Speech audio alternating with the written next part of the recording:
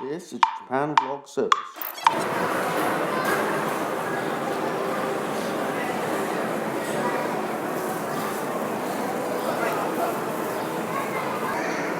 Hi YouTube, Mike Beckett here. So it's Tuesday the 14th of April 2015. I'm in Senri-Chuo just buying dinner. Chinese tonight. And it's been another day of almost solid rain for like 7 hours basically. Really overnight, stormy as well, proper thunder.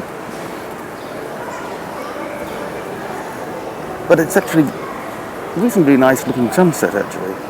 Cloudy, but yeah, there's some gold there. Excuse me. It's also hay fever season. So yeah. Anyway, that's it really. So it's due to rain again tomorrow.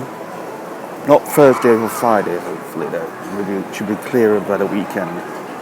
Because we're wife and I are going to the city at the weekend actually, so I really don't want it to be raining.